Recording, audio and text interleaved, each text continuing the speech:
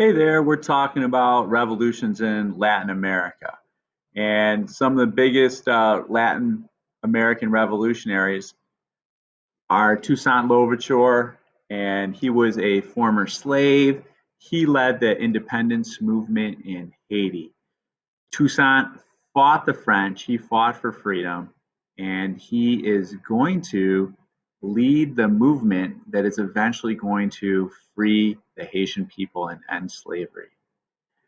Next, Simon Bolivar. We're going to also talk about Simon Bolivar. He was Creole, educated in Europe. He heard about the Enlightenment ideas and the French Revolution, and he would have heard also about other revolutions that were happening. And he wanted to get the Spanish out of South America. Okay, he is going to liberate many, many countries. And one of the big ones is going to be Venezuela. Another freedom fighter is going to be Jose de San Martin, and he also is going to start revolutionary movements in Latin America too.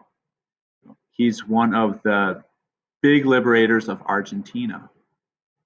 Next, Father Miguel Hidaldo. He is going to be a revolutionary in Mexico, and he's going to be very famous for Mexican independence, trying to get the Spanish out of Mexico.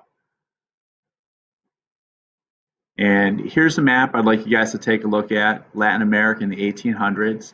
If you look, all this green, they were all Spanish colonies. Right here, the Brazil, this was Portuguese. The French were right here. Dutch even had some land. But if you look, most of the Latin America was colonies.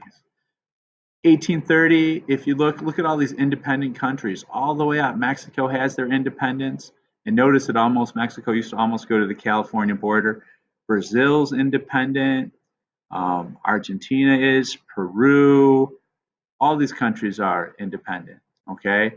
And yes, by 1830, even Haiti, the island of Haiti, independent. Cuba, okay? A lot of independent countries, okay? So Haiti was independent. And there are a few territories, but not many left. Independence movements have spread and freed most of Latin America. That's why Brazil speaks Portuguese today, is because the Portuguese used to own that part of Brazil. Spain had a large part of South America, the Dutch, even the British, and this is way back in the 1700s, the colonial empire. So San Martin, he's going to win and fight, and Peru's going to get their independence back in 1821. This is a painting of San Martin proclaiming independence to the people of Peru. Right here, here's a battle scene. You know, they were fighting with rifles. They had cavalry, horses, bayonets on the rifles, muskets, soldiers. They had to fight for independence. Once again, here is Miguel Hidalgo. He is the leader of Mexican independence. And if you guys do go to Mexico, you can see there is a altar. Miguel Hidalgo was executed by the Spanish, but his independence movement did not die after he was executed. And you can still see that today. Notice you have the Mexican flags on either side.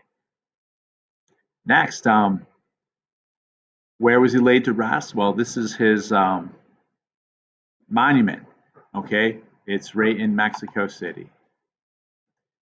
Simon Bolivar, he's very important. Simon Bolivar, we talked about him. He's going to be called the Liberator. His quest was to drive the Spanish out of South America.